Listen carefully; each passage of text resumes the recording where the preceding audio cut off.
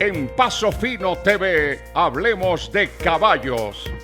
Lo invitamos a nuestros conversatorios con los personajes que escriben la historia. Hablemos de caballos, con quienes viven con y por el caballo. En Paso Fino TV, hablemos de caballos.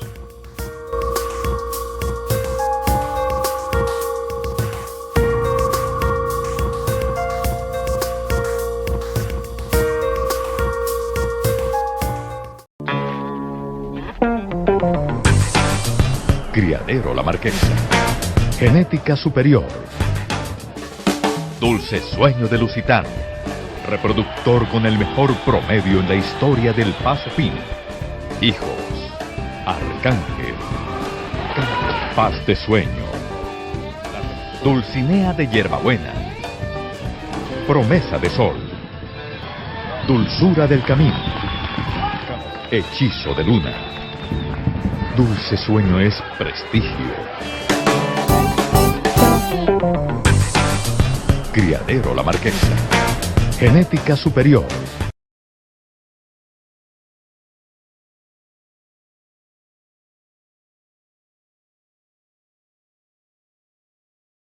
Bienvenidos de nuevamente a Hablando de Caballos en pasofinotv.com con el patrocinio de El Criadero La Marquesa y su reproductor estrella Dulce Sueño de Lusitania. Estefanía, ¿cuál era la canción favorita de tu papá? Alma de mujer. Alma de mujer. Sí, con esa era la con la que se emborrachaba y la escuchaba hasta que ya no daba más. Y tengo entendido que tú sabes la historia de cómo fue que tu papá enamoró a tu mamá. Sí, bastante. Ellos se conocieron en Bolívar, mi papá estaba trabajando allá y mi papá pasaba todos los días por una carnicería, mi abuelito era carnicero. Entonces mi mamá le ayudaba muchísimo a él en la carnicería y mientras mi mamá estaba ahí, mi papá pasaba y con el sombrero le hacía así, la saludaba, hasta que se empezó a acercar y empezaron a salir. Se enamoraron y al año y medio se casaron. ¿Cuántos hijos tuvieron? Tres. Tres hijas. Tres hijas mujeres. Entonces faltó el varón. Faltó el varón, siempre lo buscaron. Mi papá yo creo que se murió frustrado por eso. Sí. Porque no pudo tener el hombre. Pero yo digo que fue por algo, porque la verdad mi papá era de un genio bastante fuerte y tener un hombre en la casa también con ese genio hubiera sido difícil para mi mamá manejarlo. Estefanía, recuérdame cuál era una rutina diaria de un hombre como Maravilla. Mi papá se levantaba a las 3 de la mañana, molestaba a mi mamá porque no la dejaba dormir. Era muy gracioso porque si él no dormía, ella tampoco. Entonces se levantaba, rezaba, escuchaba, mantenía un radiecito chiquitico y lo escuchaba. Ya cuando... Pero, ¿y rezaba? Rezaba, oraba demasiado. Maravilla oraba demasiado. Oraba muchísimo, él era demasiado creyente a la Virgen de la de Sabaneta. María Auxiliadora. María Auxiliadora. Él se levantaba y leía la Biblia, el Salmo 91. Oraba muy bonito y desde pequeñitas cuando nos llevaba al colegio nos enseñaba a orar muy lindo. Entonces, pero espere un momentico, Estefanía. O sea que Maravilla era un hombre que lloraba, era un hombre que pedía cariño y era un hombre que oraba también y tenía mucha fe. Creyente, y él creía mucho en la espiritualidad y en las energías. Entonces él llamaba todo con la mente. Entonces chiquitas nos enseñó muchísimo eso. Cuando nos llevaba al colegio nos enseñó a orar muy bonito. Toda la familia éramos mi mamá, mis hermanas y él dirigía la oración y nosotras teníamos que repetir lo que él decía. Y eran oraciones muy bonitas. Después de eso, después de orar, se levantaba y se bañaba, se arreglaba. Yo me acuerdo que desde la pieza de nosotros olía la loción de él porque él se bañaba en loción, le encantaba oler rico. Y cuando tenía la oportunidad de ir hasta la pieza era muy gracioso porque él era muy vanidoso. Entonces en la casa era al revés, mi mamá no era tan vanidosa y mi papá sí. Entonces iba hasta la pieza de nosotros y nos decía, ¿me sale esto con esto o me lo cambio? ¿De verdad? Sí, era una etapa que nadie conoció. O sea que verlo a él como siempre se vio en las pistas, que era un hombre impecable, bien cortado su pelo, sí. Nunca se vio con una barba, con unas camisas blancas impecables, con su chaleco negro, con sus amarros, esas riendas parecían que fueran acabadas de salir del almacén. ¿Ese mismo hombre era el mismo de la pista, el mismo hombre en la casa? El mismo, y era muy exigente con el orden. Él era perfeccionista en todo sentido. En las pesebreras, en la casa, cuando mi papá se iba de feria y volvía, era un despelote porque todo el mundo era arreglando todo. Si él encontraba una sola basurita, ya se le dañaba el día. Entonces él era exigente con él y con los demás. ¿Y cuál era la comida favorita de tu papá? La sopa de arroz y el fiambre. ¿Y el fiambre? Sí. ¿Y tú sabes hacer la sopa de arroz? No, pero mi mamá hace una muy buena. ¿Sí? Sí. ¿Y de los amigos íntimos de tu padre, ustedes tuvieron acceso a esas amistades de tantas que él tuvo? Claro que sí, todavía sigo teniendo acceso. Víctor Hugo, Carlos Mario, todos ellos, Caregata, todos ellos yo los veo y me recuerdan a mi papá y siempre que me ven se ponen a llorar. ¿De verdad? Sí, ellos todavía lo lloran muchísimo. Yo digo que son amigos del alma. Tu padre fue un hombre que marcó muchas vidas en el gremio de los caballos. Fue un hombre que en la misma manera y con ese mismo amor que tú me cuentas, que les transfirió a ustedes lo mismo una oración, que un respeto, que un orden, que una disciplina. Él le transmitió todas esas enseñanzas, todo ese conocimiento que le dio la vida, lo transmitió a muchos colegas que hoy son grandes profesionales de las riendas. Sí, la verdad es que mi papá no era egoísta con sus conocimientos y le gustaba mucho enseñar. Entonces lo llamaban de algún criadero y le decían, necesito que me entrenes a tal persona. Y él les decía, acá lo recibo. Y se trataba como si fuera parte de la familia. No sé, hubo muchos que pasaron por la casa y que yo ahora veo y yo digo, wow, pues de verdad es un legado que dejó mi papá y tienen muchas cosas de él. La manera en cómo montan o cómo ensillan, pero cada uno tiene algo que él le enseñó. Fascinante escuchar a Estefanía Marín. Vamos a cumplir un compromiso con nuestro patrocinador, el Criadero La Marquesa, y ya regresamos. Firmamento de Agualinda, el dulce complemento. Firmamento tiene grandes campeones montados en Estados Unidos, Puerto Rico y Colombia. El reproductor revelación de Estados Unidos y Puerto Rico, ahora disponible en Colombia. Firmamento de Agualinda.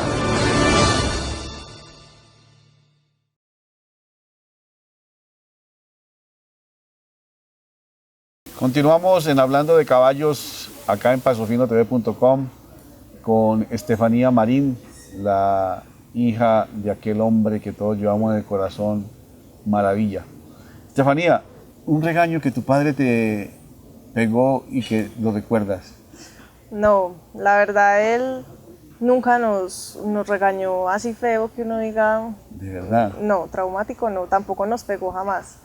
Él siempre nos trató pues como unas princesitas, entonces nunca nos pegó, no le gustaba que mi mamá tampoco nos pegara, pero sí era muy exigente y cuando hablaba duro uno se sentía y hasta lloraba, porque uno no estaba acostumbrado como a eso, como a ese trato de él. Así que me acuerdo, no, era muy exigente. Los regaños que me pegó fue enseñándome a montar, que él todavía lo recuerdo mucho. Yo tenía 4 años y si no cogíamos la rienda como él decía, se enojaba. Sí. Se enojaba muchísimo, entonces era muy exigente con eso. ¿Y cuál crees tú que fue la felicidad más grande que tuvo tu padre como montador? Como montador, la carrilera. Pues sin duda fue... ¿Qué te hablaba él de esa yegua? No, él no nos necesitaba hablar nada, solamente verlo. Cuando llegaba de cualquier feria, lo primero que hacía era ir donde ella. En la finca mía, las pesebreras estaban dentro de la casa. Entonces era un rancho y en una parte estaban las pesebreras y arriba era la pieza de ellos.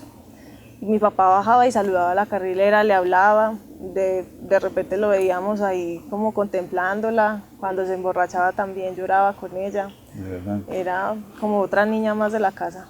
Y cuando él se tomaba sus tragos, ¿era qué tipo de bohemio? ¿Era un hombre feliz, se expresaba? Sí, él era feliz y era contento. Pero cuando, por ejemplo, cuando estaba con nosotras, lo que yo te digo, él le dio muy duro ver que nosotras creciéramos, entonces lloraba mucho. ¿Y te conoció algún novio? Sí, mis pobrecitos, porque él los ponía a prueba. Él me decía, bueno, los vamos a llevar a la finca y entonces éramos nosotros dos adelante y el novio atrás. Y nos bajábamos de la camioneta y si llevaba algún cuido o algo así, vení, bájame eso por favor, hija, vamos por allí. Y yo le decía, papá, deja de ser tan descarado. Y él decía, no, es que tiene que mostrar la berraquera, porque él siempre nos decía, yo no necesito acá que me traiga nadie con plata, yo necesito a alguien que sepa trabajar, como yo lo hice. De verdad. ¿Y tú llegaste a hablar con tu padre y que te contara alguna intimidad y cuál fue alguna persona que influyó en la vida de Maravilla para formar el ser que él fue? Bueno, el que yo más recuerdo fue don Fabio Ochoa, Sí. que fue la persona que le abrió las puertas a él, una persona comprensiva, como le enseñó muchísimo, él lo recordaba con mucho amor. Él decía que gracias a él había llegado a aprender tanto y también a mejorar como en tantas cosas, porque llegó muy jovencito allá, llegó muy pobre y él lo recibió con los brazos abiertos. Estefanía, y ver una niña como tú, en la edad que ustedes tuvieron cuando disfrutar del padre, ¿cuál es la diferencia que siente una niña de verse hija de un ídolo comparado con las otras niñas? No sé, es muy difícil porque donde llegábamos lo conocía. Y yo aún digo, mi papá se murió y me preguntan como, ¿y quién era? Y yo no puedo decir era Luis Fernando Marí porque nadie lo conoce. Yo decía Maravilla. Y todo el mundo lo conoce, es una satisfacción muy grande. Y más que él llegó a esa idolatría, como dicen ustedes, por cuenta de él, por cuenta de lo que sabía, por cuenta de lo que era como persona. Entonces, por ejemplo, yo me tatué acá su... ¿Tienes un tatuaje? Sí. ¿Y qué dice el tatuaje? Maravilla. Ah, ¿de verdad? Yo me lo tatué en el primer aniversario que él tuvo y lo hice por eso. Y lo hice ahí también. Engañé a mi mamá porque ella no quería que me tatuara, pero yo le dije, va a ser chiquitico. Pero no, yo lo quería grande y me lo hubiera hecho más grande porque yo me lo tatué ahí sí, precisamente para eso, para que las personas me digan qué dice ahí y yo poder contestarles Maravilla y ahí poderles contar la historia de él y me ha pasado muchísimo. Estefanía, ¿y tú te sientes como un poquito enojada o resentida con el universo, o llamémoslo así, con Papá Dios por haberte separado del papá? Sí, la verdad es que cuando uno se pone triste y le dan esos días de lloraderas, uno refuta y uno dice, ¿pero por qué? Sabiendo que era una persona tan buena, él colaboraba demasiado, como una persona tan buena morirse así de la manera en que se murió tan fácil, pero uno después entiende y acepta y sabe que las cosas pasan porque tienen que pasar así. No hay ¿Y otra cómo manera. entiende Estefanía hoy que la partida de tu padre de este mundo? ¿Cómo la entiendes tú? Yo la entiendo como, no sé, como que ya era el tiempo de él. Las cosas han cambiado muchísimo. Hemos vivido cosas que si él estuviera no nos hubiera permitido vivirlas. Y yo ahora lo veo como que él cumplió con su legado. Él fue una persona que vivió tan rápido, tan acelerado, porque él era así y él, por ejemplo, no nos podía ver con los brazos cruzados ni nada, porque él se enojaba. Entonces, él todo lo quería rápido, todo lo quería ya, y creo que así fue todo. La vida de él se dio todo muy rápido y hasta la muerte le llegó rápido.